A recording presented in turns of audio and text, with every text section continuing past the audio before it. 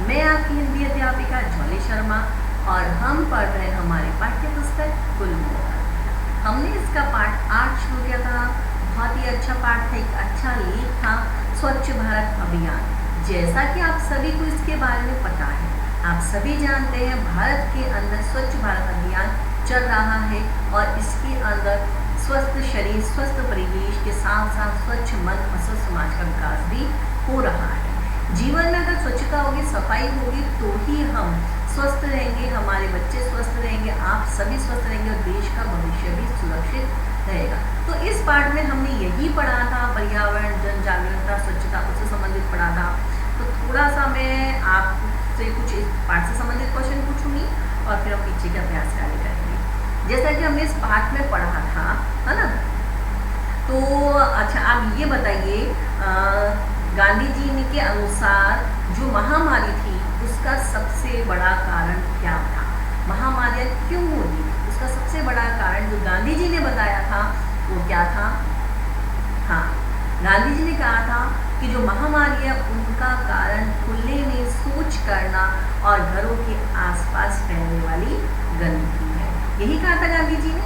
Very good. तो देखो, उस समय गांधी जी के समय में हैजा, चेचक आदि जानलेवा बीमारियां बहुत ज़्यादा चल रही। अच्छा, आप ये बताओ, क्या गांधी जी की कथनी और करनी में फर्क था? यस, गांधी जी की कथनी और करनी में फर्क नहीं था। कथनी मतलब कहना, करनी मतलब करना, यानी कि जो कहते थे वो करते थे। उन्होंने कहा कि हर व्यक्ति को सफाई करनी चाहिए, तो स्वयं अपना कार्य करना चाहिए। तो ये जब उन्होंने कहा था तो स्वयं किया भी था।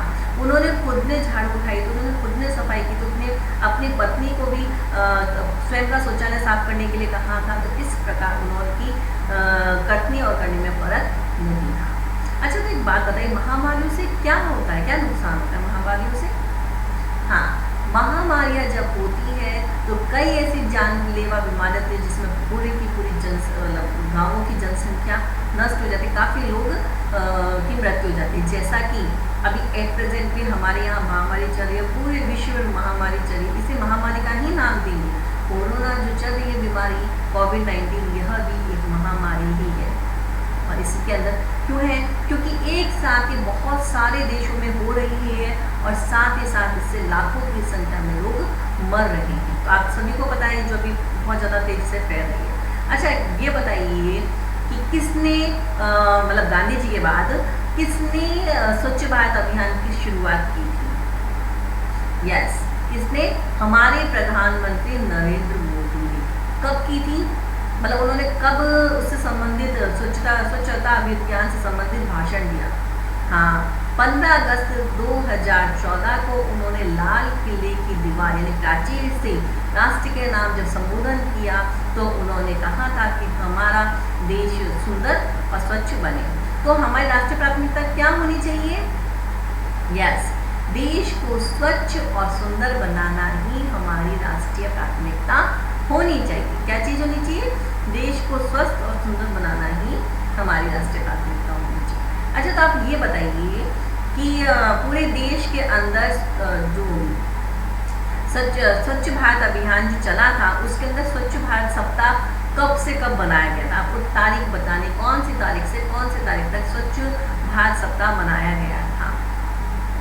यस, 25 सितंबर 2014 से 2 अक्टूबर 2014 का जो सप्ताह था सॉरी उसे स्वच्छ भारत सप्ताह मनाया गया था। और इस समय में सभी ने यानी सभी कार्यालयों में 2 अक्टूबर 2014 को सभी सरकारी और अनेक संस्थाओं में लाखों लोगों ने स्वच्छता की शपथ ली थी, जैसा कि मैंने आपको शपथ पहले वीडियो में बताई थी। ठीक है। और स्वच्छ भारत अभियान के तहत कितने शहरों में 1 करोड़ शौचालय बनाने का लक्ष्य रखा गया था? कितने? 5,551 शहरों में 1 करोड़ शौचालय बनाने का लक्ष्य रखा गया था। अच्छा, तो एक बताइए, समाज के सर्वांगीण विकास का प्रमुख अंग क्या है? समाज के सर्वांगीण विकास का प्रमुख अंग क्या है? यस, सफाई समाज के विकास का प्रमुख अंग है। जब आप चाहते हो कि आपका समाज भी सर्वांगीण रूप से विकसित हो, सर्वांगीण का मतलब है सब तरफ से, चारों ओर से, है ना, सब तरह से सब तरीके से विकसित हो, तो उसके लिए सफाई भी उतनी ही आवश्यक है। तो अब अगला प्रश्न पूछते हैं कि क्या पशु पक्षी भी सफाई रखते हैं? यस, आपने देखा होगा कि जब भी जानवर बैठते हैं तो अपनी जगह को पूंछ से साफ करते हैं और अपने शरीर को भी वो अपने पूंछ से हिला के साफ करते हैं। तो इस प्रकार से जो जानवर होते हैं वो भी सफाई पसंद होते हैं, वो भी अपने आप को रोगों से मुक्त रखना चाहते हैं। अच्छा, एक बात बताइए कि हमें साबुन से हाथ कब धोने चाहिए? मुख्य रूप से हमें साबुन से हाथ कब धोने चाहिए? यस, प्रतिदिन खाना खाने से पूर्व और सोच जाने के पश्चात हाथों को साबुन से अच्छी प्रकार से धोना चाहिए। वेल, यानी आप लोगों ने तो पाठ अच्छे से पढ़ा है ना। अच्छा, ये बताइए, साफ पानी अगर उपलब्ध नहीं होता, खुले में हम शौच करते हैं, तो उनसे कौन सी बीमारी हो जाती है जो आज के समय भी होती है? कौन सी? डायरिया, निमोनिया, हैजा, डेंगू, मलेरिया, चिकनगुनिया आदि बीमारियां होती हैं, क्योंकि ये मच्छरों को पैदा करती है और मच्छरों के कारण ये बीमारियां उत्पन्न होती हैं। अच्छा, अब ये बताइए, हर वर्ष डायरिया से 5 वर्ष से कम कितने बच्चों की मृत्यु हो जाती है? औसत बताइए, कितने बच्चों की? 4 से 5 लाख बच्चों की मृत्यु हो जाती है। किसके कारण? डायरिया के कारण। डायरिया एक बीमारी होती है उल्टी दस्त की, जो छोटे बच्चों को होती है जाना, उसके कारण, है ना। अच्छा, एक ये है, यूनिसेफ की रिपोर्ट के अनुसार मनुष्य के 1 ग्राम मल में कितने जीवाणु पाए जाते हैं, बैक्टीरिया वगैरह पाए जाते हैं? यस, यूनिसेफ की रिपोर्ट के अनुसार मनुष्य के 1 ग्राम मल में 1 करोड़ बैक्टीरिया, 1000 परजीवी और 100 परजीवी अंडे पाए जाते हैं, और ये हवा के कारण जो आसपास के रहने वाले लोग हैं उनको चपेट में ले लेते हैं, उनके खाने तक भी पहुंच जाते हैं। अच्छा, सबसे इम्पोर्टेंट चीज़, एक मक्खी एक दिन में कितने किलोमीटर उड़ सकती है? बहुत ही अच्छा प्रश्न है, आपके पीछे के प्रश्नों में भी आएगा। कितने? 3 किलोमीटर कम से कम, और ज़्यादा से ज़्यादा तो समझ सकते हो कितना भी उड़ सकती है ना। कम से कम 3 किलोमीटर तो उड़ ही सकती है, ठीक है ना। अच्छा, ये सोचिए, मक्खी कैसे गंदगी फैलाती है? हाँ, क्योंकि मक्खी जब गंदगी यानी कि गंदी चीज़ों पे, मल पे, कचरे पे, इन पे बैठती है तो उसके पंखों पे, उसके पैरों पे गंदगी चिपक जाती है, और फिर वह उड़ते उड़ते आपके भोजन पे, आपके खाने की किसी वस्तु पे या आपके खुद के शरीर पे बैठती है, तो वो गंदगी आपके शरीर से आपके भोजन में, इनमें चली जाती है, और भोजन के द्वारा आप जब भोजन करते हैं तो वो पेट में चली जाती है। तो इस प्रकार से हमने पाठ पढ़ा था, बहुत ही अच्छा पाठ था ना। अब ये देखिए, हाँ, एक क्वेश्चन और बनता है कि जो हम स्वच्छता अभियान रखा गया था, तो ये किसको श्रद्धांजलि देने के लिए रखा गया था? हाँ, ये गांधी जी को श्रद्धांजलि देने के लिए रखा गया। तो देखो, 2014 में अभियान शुरू हुआ था, तो श्रद्धांजलि कब दी गई थी इसे? यस, 2019 में महात्मा गांधी की 150वीं जो जयंती थी, तब तक हमको हमारे देश को बहुत अच्छे तरीके से स्वच्छ करना था, और यही महात्मा गांधी के लिए श्रद्धांजलि के रूप में था। अच्छा, एक चीज और है, स्वच्छ राष्ट्र अभियान के तहत कितनी वर्ष तक, मतलब कौन से वर्ष तक हर घर में शौचालय बनाने का लक्ष्य रखा गया था? 2014 में जो स्वच्छ भारत अभियान शुरू हुआ था, तो कौन से सन तक के लिए, कौन से वर्ष तक के लिए उन्होंने निश्चय किया था कि हर घर में शौचालय होना चाहिए? यस, 2019 तक के लिए सोचा था उन्होंने, 5 साल में, कि हमको ये 2019 तक हर घर में शौचालय बनाना है, ठीक है ना। तो इसके लिए 2016 में जो बजट पास हुआ था, उसके अंतर्गत 11,300 करोड़ रुपए का आवंटन किया गया था, और इसमें गांवों के लिए 9,000 करोड़ और शहरों के लिए 2,300 करोड़ रुपए का आवंटन हुआ था। गांवों के लिए ज़्यादा इसलिए रखा गया था पैसा, क्योंकि गांवों में सुविधाएं कम होती है, जबकि शहरों में लोग थोड़े जागरूक हैं, तो उनके पहले से शौचालय वगैरह बने हुए होते हैं। तो ये तो हमारा चैप्टर था, बहुत ही अच्छा था। मैंने छोटे छोटे क्वेश्चन आपसे पूछे हैं। अब हम करते हैं अभ्यास कार्य। तो आप सभी अपनी जो पाठ्य पुस्तक खोल लीजिए, पेज नंबर 73 यानी पृष्ठ संख्या 73 निकाल लीजिए। सभी ने निकाल ली? यस, तो हम इसको करना शुरू करते हैं। सबसे पहले प्रश्न दिया गया है, मौखिक प्रश्न है, दिए गए शब्दों का शुद्ध उच्चारण कीजिए।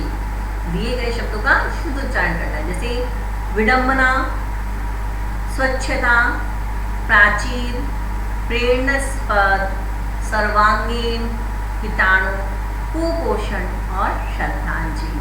तो सभी को आते हैं ये शब्द। इनको घर पे आपको रफ कॉपी में भी लिखना है और कम से कम 2 बार लिखना है और फिर बिना देखे आपको इसको फेयर कॉपी में लिखना है, ठीक है। अब मौखिक का एक सेकंड प्रश्न है, ये देखिए, निम्नलिखित प्रश्नों के उत्तर दीजिए। मौखिक का दूसरा प्रश्न है, निम्नलिखित प्रश्नों के आपको उत्तर देने हैं। पहला प्रश्न इसमें देखिए, व्यक्तित्व के विकास से किसका सीधा संबंध है।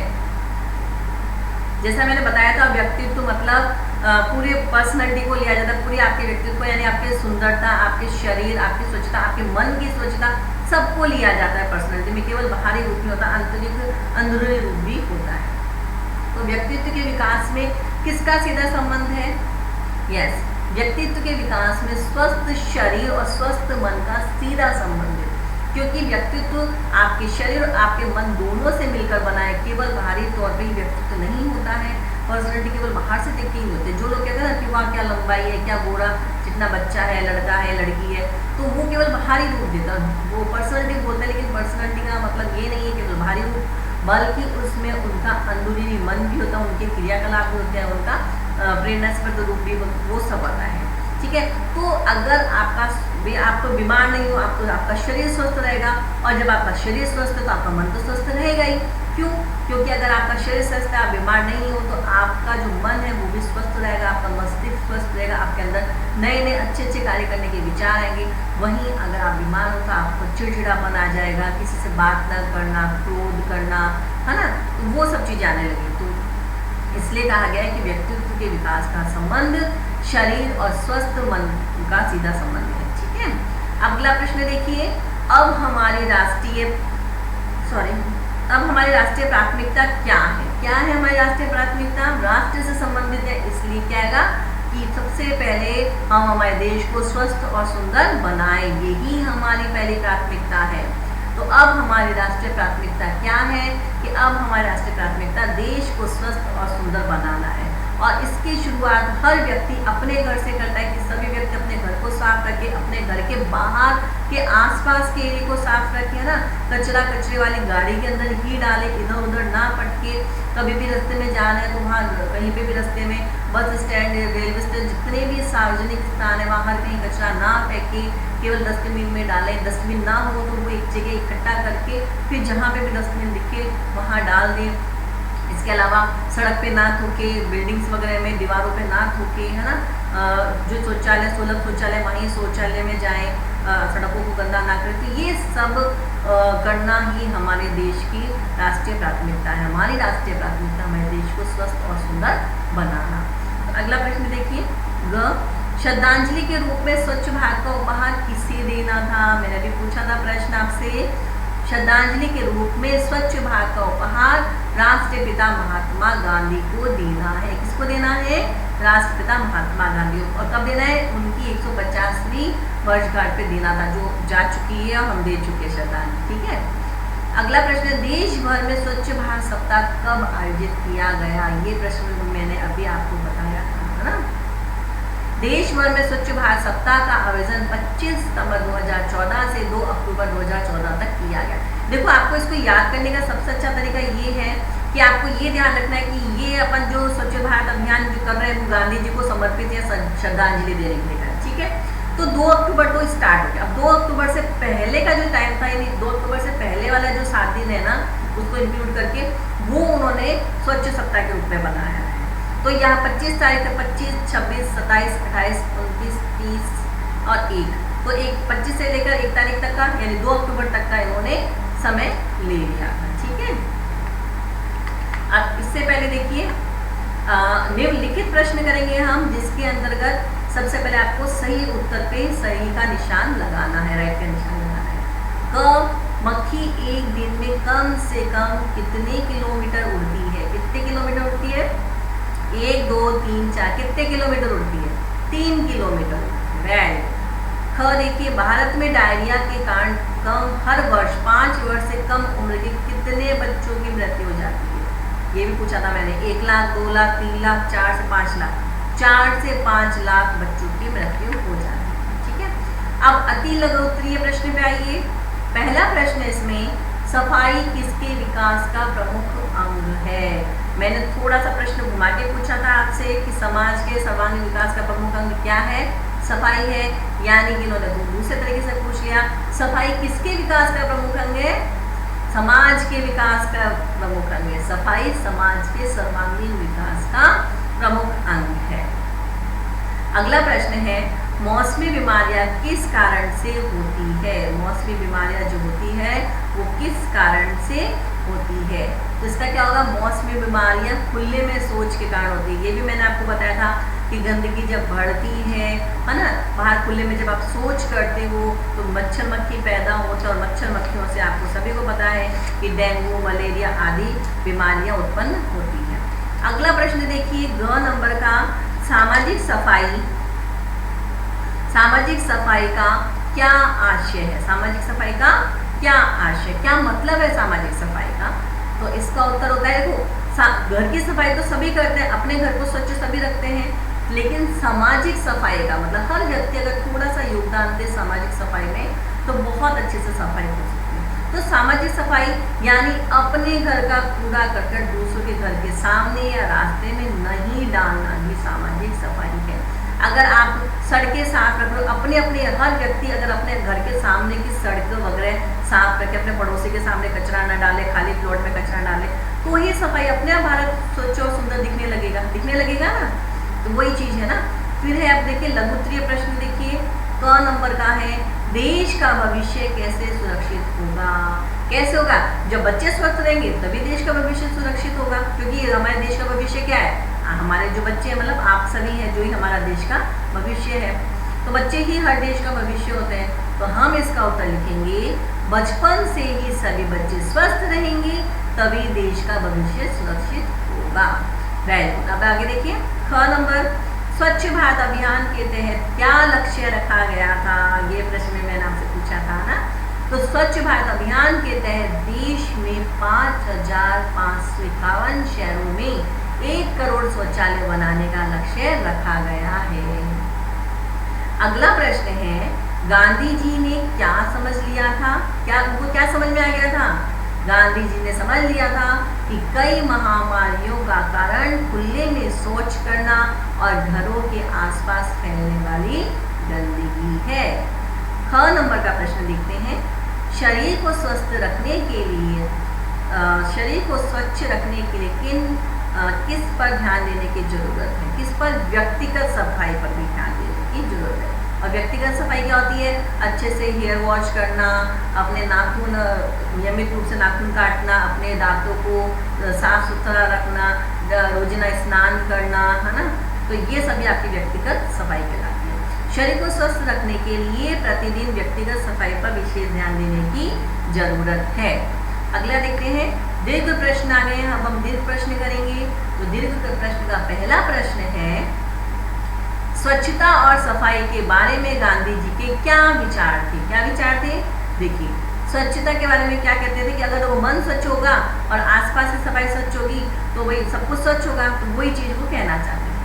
राष्ट्रीय पिता महात्मा गांधी जितना महत्व मन की स्वच्छता को देते थे उतना ही महत्व वो आसपास की सफाई को भी देते थे।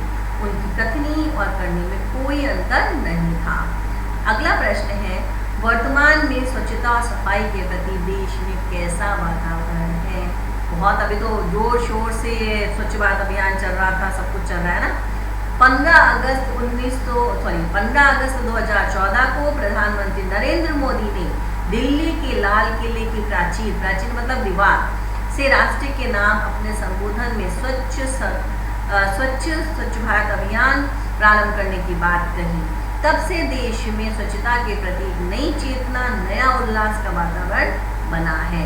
25 सितंबर 2014 से 2 अक्टूबर 2014 तक देश भर में स्वच्छ भारत सप्ताह आयोजित किया गया। तो सभी को समझ में आ गई है? ग नंबर का प्रश्न देखते हैं, शरीर को स्वस्थ रखने के लिए प्रतिदिन क्या करना आवश्यक है? क्या करना चाहिए अगर आप चाहते हो कि आपका शरीर स्वस्थ रहे? तो इसका उत्तर है, शरीर को स्वस्थ रखने के लिए प्रतिदिन व्यक्तिगत सफाई पर विशेष ध्यान देने की जरूरत है। जो मैं आपको बता चुकी हूँ व्यक्तिगत सफाई क्या है। खाना खाने से पहले सोच के जाने के बाद हाथों को साबुन से अच्छे से धोएं ताकि शरीर में कीटाणु प्रवेश ना कर सके। तो ये अपने प्रश्न उत्तर हैं और बाकी के प्रश्नों का भाषा ज्ञान वगैरह मैं आपको अगले वीडियो में कराऊंगी। तो आप इस पाठ को अच्छे से करिएगा, बहुत ही अच्छा पाठ है, अच्छे से समझिएगा और इसके बाकी के प्रश्न उत्तर हम अगले वीडियो में पढ़ेंगे।